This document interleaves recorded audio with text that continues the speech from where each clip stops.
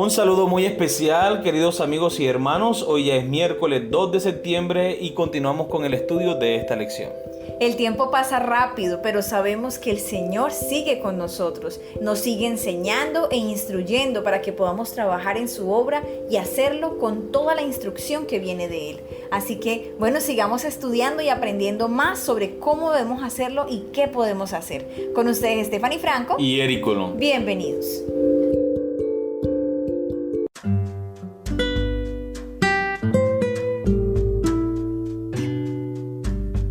Grupos pequeños del Nuevo Testamento, el título de la lección para el día de hoy.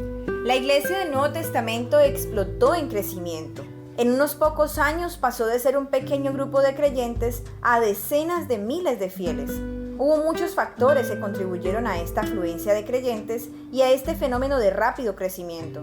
El ministerio de Jesús sembró la semilla del Evangelio y preparó a las multitudes para aceptar la predicación de los discípulos. Después de la ascensión de Cristo, el Espíritu Santo descendió poderosamente el día de Pentecostés sobre los discípulos unidos en oración ferviente. Uno de los factores contribuyentes para el rápido crecimiento de la iglesia del Nuevo Testamento fue su estructura organizativa de grupos pequeños. Los grupos pequeños fueron determinantes.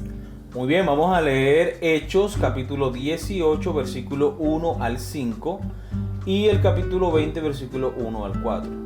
¿Por qué crees que Lucas enumeró algunos de los nombres de aquellos con quienes Pablo trabajó estrechamente? Hechos capítulo 18 versículos 1 al 5. Después de estas cosas, Pablo salió de Atenas y fue a Corinto. Y halló a un judío llamado Aquila, natural de Ponto, recién venido de Italia, con Priscila su mujer, por cuanto Claudio había mandado que todos los judíos saliesen de Roma.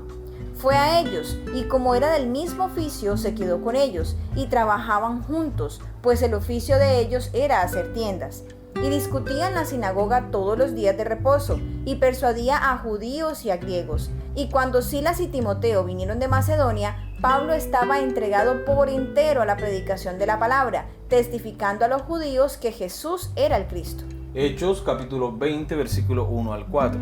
Después que cesó el alboroto, llamó Pablo a los discípulos y habiéndolos exhortados y abrazado, se despidió y salió para ir a Macedonia. Y después de recorrer aquellas regiones y exhortarles con abundancia de palabras, llegó a Grecia. Después de haber estado allí 3 meses y siéndole puestas acechanzas por los judíos para cuando se embarcase para Siria, tomó la decisión de volver por Macedonia. Y le acompañaron hasta Asia Sópater de Berea, Aristarco y Segundo de Tesalónica, Gayo de Derbe y Timoteo, y de Asia Tíquico y Trófimo. Muy bien, recordemos la pregunta. ¿Por qué crees que Lucas enumeró algunos de los nombres de aquellos con quienes Pablo trabajó estrechamente? Bueno, Lucas también quería destacar la obra de estos siervos juntamente con Pablo y cómo ellos trabajaron para esparcir la palabra del Evangelio por todas esas regiones. No simplemente era Pablo, porque siempre vemos a Pablo como protagonista, ¿cierto? De los viajes misioneros, de las predicaciones, de los sufrimientos, de los padecimientos, pero él trabajaba con un grupo pequeño, ¿cierto? Un equipo de trabajo que siempre estaba con él, que siempre se ayudaban entre sí, y de esa manera la obra de Dios crecía por todas esas regiones.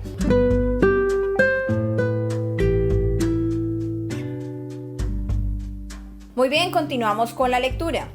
Es fascinante notar que Lucas menciona algunos de los nombres de aquellos con quienes trabajó Pablo.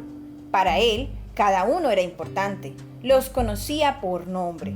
Se apoyaron mutuamente en su ministerio misionero. Aunque el número de nombres que mencionó fue pequeño, eso ayuda a demostrar el punto sobre la importancia de trabajar estrechamente unos con otros, incluso en pequeños números. Cada una de estas personas seguramente tenía dones que eran diferentes de los que otros poseían. Provenían de diferentes orígenes y culturas. Su forma de ver las cosas no siempre eran las mismas, pero cada uno tenía una valiosa contribución que hacer a la causa de Cristo. Sus diversidades de dones, antecedentes y experiencias contribuyeron al crecimiento de la iglesia. Cada uno contribuyó a la misión de Cristo desde la riqueza de sus propios antecedentes y experiencia personal con Jesús. Compara Hechos capítulo 16 versículos 11 al 15 y versículo 40 y capítulo 12 versículos 11 y 12. ¿Qué invitación le extendió Lidia a Pablo inmediatamente después de su conversión? ¿A dónde fueron Pablo y Pedro después de ser liberados de la prisión? Hechos capítulo 16 versículo 11 al 15. Zarpando pues de Troas vinimos con rumbo directo a Samotracia y el día siguiente a Neápolis, y de allí a Filipos, que es la primera ciudad de la provincia de Macedonia y una colonia, y estuvimos en aquella ciudad algunos días. Y un día de reposo salimos fuera de la puerta, junto al río donde solía hacerse la oración, y sentándonos hablamos a las mujeres que se habían reunido. Entonces una mujer llamada Lidia, vendedora de púrpura de la ciudad de Teatira, que adoraba a Dios, estaba oyendo, y el Señor abrió el corazón de ella para que estuviese atenta a lo que Pablo decía. Y cuando fue bautizada y su familia, nos rogó diciendo: si habéis juzgado que yo sea fiel al Señor, entrad en mi casa y posad. Y nos obligó a quedarnos. Versículo 40. Entonces, saliendo de la cárcel, entraron en casa de Lidia, y habiendo visto a los hermanos, los consolaron y se fueron. Hechos capítulo 12 versículos 11 y 12. Entonces Pedro, volviendo en sí, dijo: ahora entiendo verdaderamente que el Señor ha enviado su ángel y me ha librado de la mano de Herodes y de todo lo que el pueblo de los judíos esperaba.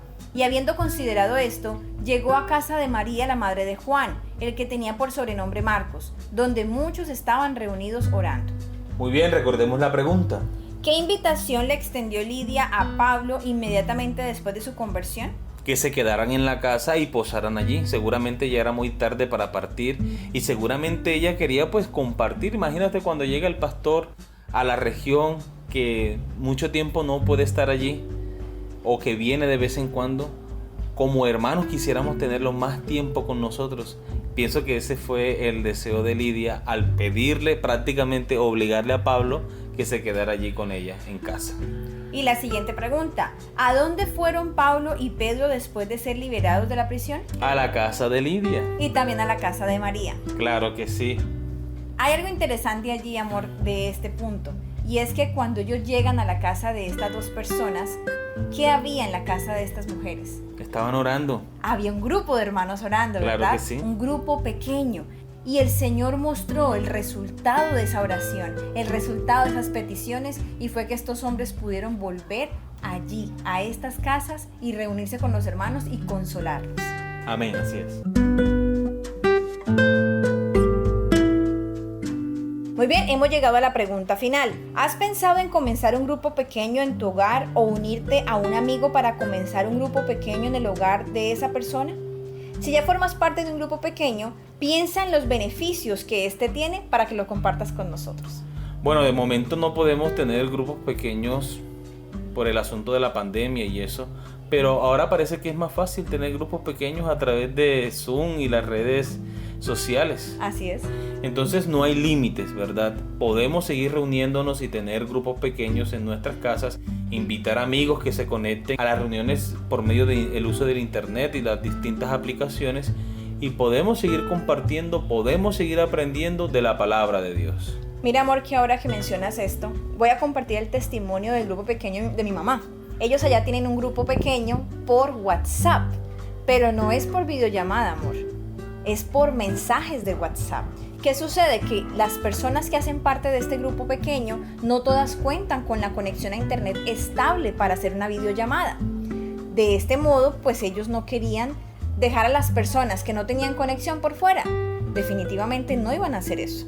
Entonces todos se pusieron de acuerdo para tener una hora específica en la que nadie hace otra cosa sino estar pendiente del WhatsApp para enviar mensajes, escuchan el mensaje que reciben de una persona, luego participan unos y otros en un orden.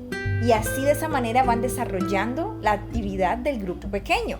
Pero, amor, les funciona, o sea, es algo emocionante. Mi mamá me ha contado lo que hacen y me parece súper bonito. Yo nunca pensé que un grupo pequeño pudiera funcionar de esa manera, con mensajes simplemente, con audios.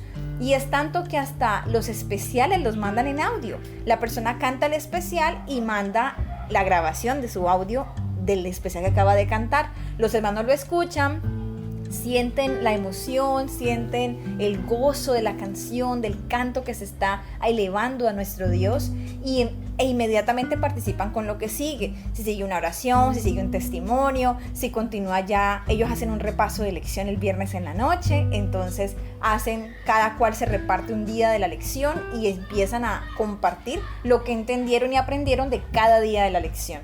Entonces es muy interesante, amor, me parece que si estas personas pueden hacerlo de esa manera, no tenemos límite, amor. Correcto, así es, y yo pienso que cuando hay disposición y deseo para reunirse y aprender de la palabra de Dios, el Señor nos va a dar la capacidad para hacerlo y nos va a dar el amor para hacerlo. Y va a bendecir. Amén, esa reunión. Así que queremos invitarlos a todos ustedes, amigos y hermanos, para que nos cuenten qué están haciendo, cómo están haciendo sus reuniones, si ya tienen grupo pequeño, y si no lo tienen, bueno, cuéntenos si quiere empezarlo, qué quiere hacer, cuál es la idea, si quiere hacerlo con su familia, si quiere hacerlo con su grupo de estudio de la universidad, del colegio, porque tal vez tenemos estudiantes también, ¿verdad? Pues desde el trabajo, como dices tú, o si quieres hacerlo simplemente con esos amigos lejanos, aquellas personas que están muy lejos pero que las sientes tan cerca de tu corazón y que quieres tenerlas en un grupo pequeño. Entonces cuéntanos qué piensas hacer. Recuerda que puedes comentarlo a través de nuestra página de YouTube. Ahí nos encuentras en la página de mi esposo Eric Colón Lagares. Muy bien, hemos llegado al final de nuestra lección. Esperamos que haya sido de gran bendición para ustedes como lo ha sido para nosotros. Recuerden que los esperamos mañana para una nueva lección. Que Dios les bendiga.